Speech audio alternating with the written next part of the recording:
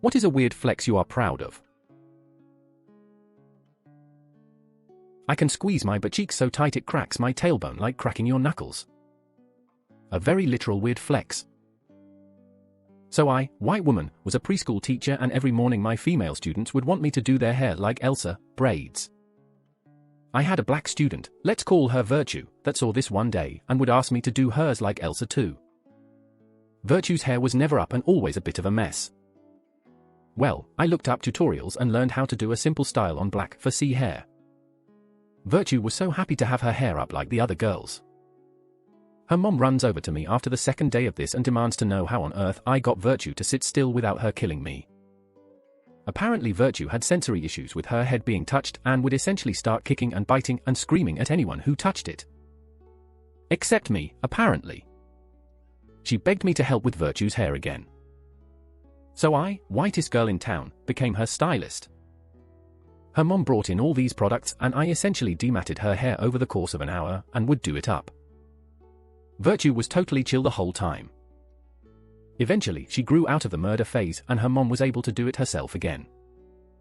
But for a time, my weird flex was that this precious little girl only wanted me to do her hair.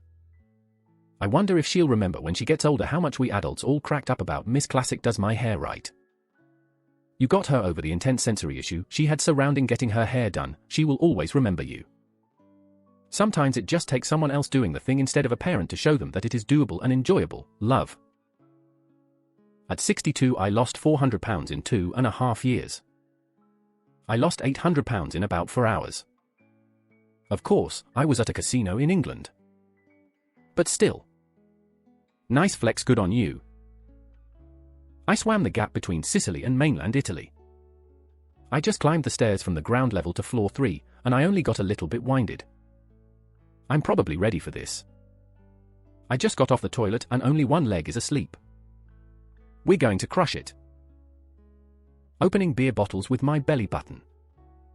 Finally, an actual weird flex. I can resemble the moo of a cow rather accurately with my voice. I was over 40 when I learned this sound has a name and it's called lowing. The shit it is. The sound has a name and it's called mooing. I once won gold at the Games Workshop Golden Demon painting competition in the 90s. Quit straight away and never entered again. Go out on top. I'm a legally blind person, so I have residual vision. I can still walk around my apartment and find my stuff when there's a power outage using muscle memory. How did you scroll through Reddit? No offense, just honestly curious. Hope you have a nice day. I can read it on my phone. I put it real close to my face though. I'd say that's really bad for your eyes, but I finished 3 chapsticks in a row without losing them. My YouTube account is blessed. I have not received an ad in over a decade, and I do not pay for premium. I don't use ad blockers, and I've tested it by adding my account to my friend's T.vs and other devices. They get ads on their account, but I do not. This is a real thing. It's a statistical control to test things like how many viewers they lose due to ads. Then I have been chosen. Worry not, friends, for I shall make YouTube my most used app. I will show them that ads suck. My class was working on a short film together with professionals, and I was an editor. I got to work with the original editor of Lego Ninjago Season 1 to 3 on my class short film. This month I am going to be paying off my house. After 12 years of a 30-year mortgage. A zebra bit me in my left arm. Just be glad it didn't bite you in or around zebra region. I don't have boobs, so that is irrelevant. You better not be lying to me. While drinking a glass of whiskey and smoking a cigarette, I accidentally dropped my phone and somehow caught it on the tip of my foot.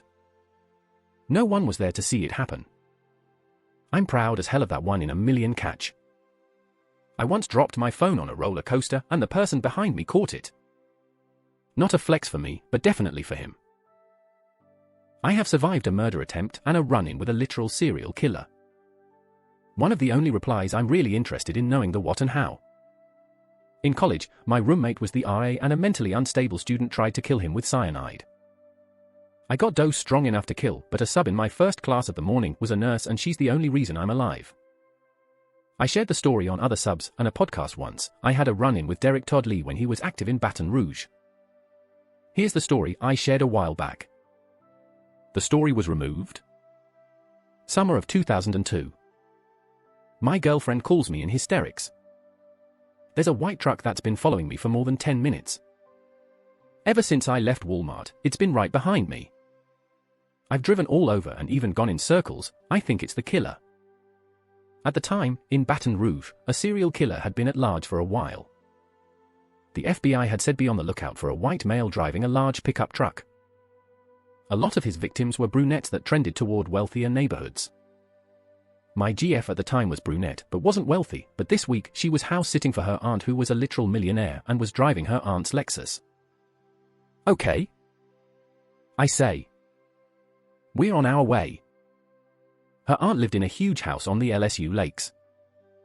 I don't think much of it, it's LSU and stupid stuff happens all the time. This is a prank of some kind, I am sure of it.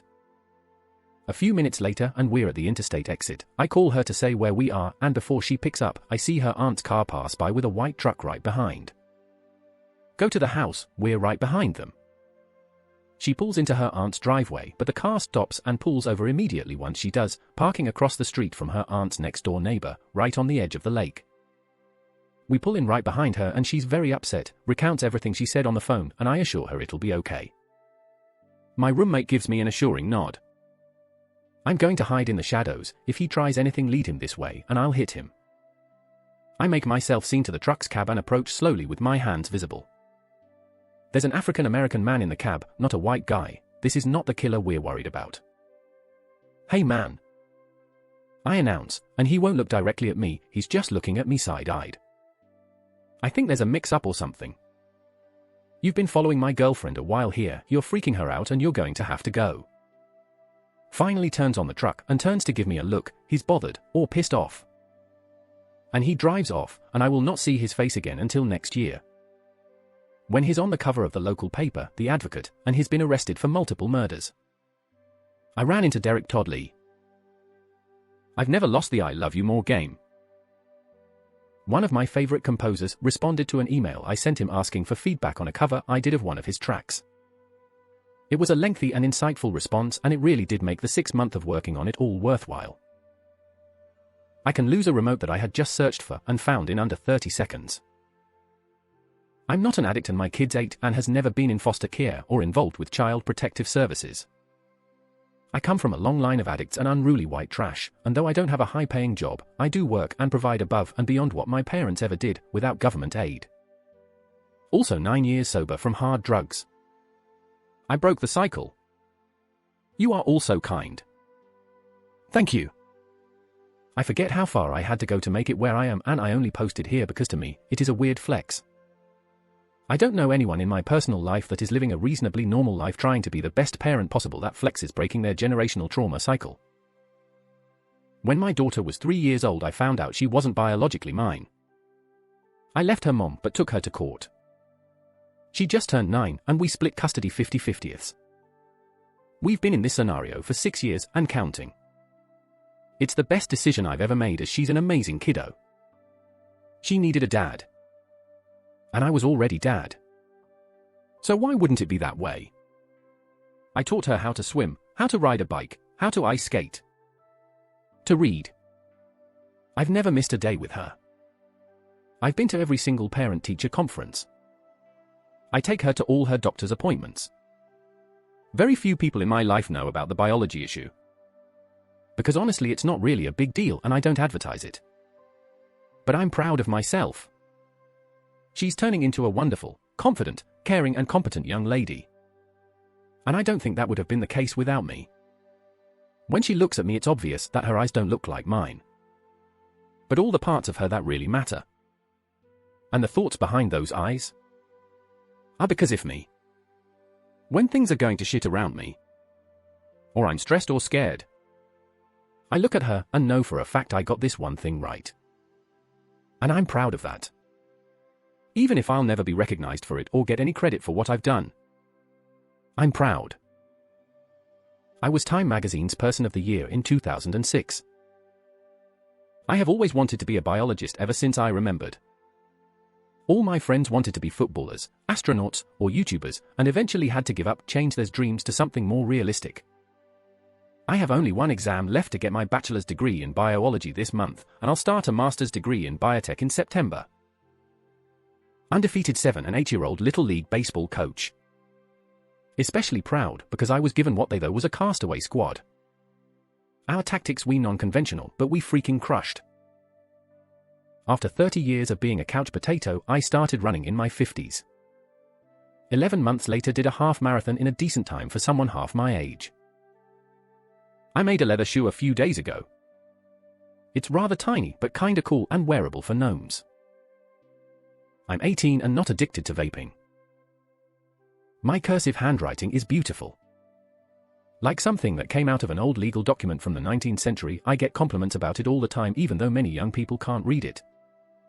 Literally, nobody cares, but it's certainly something I'm proud of, and I like it when people notice it. My mother had beautiful penmanship and actually worked as a calligraphist to make extra pocket money when she was in college, so I guess that's where I get it from. I can mimic the sounds of birds, get all the birds in the area to start singing, and even get them to seek out the big bird. It's kinda funny to have them completely change their song when they realize I am not a bird, almost screeching at me sometimes, especially catbirds. I have a near-perfect credit score. After not having one for some time,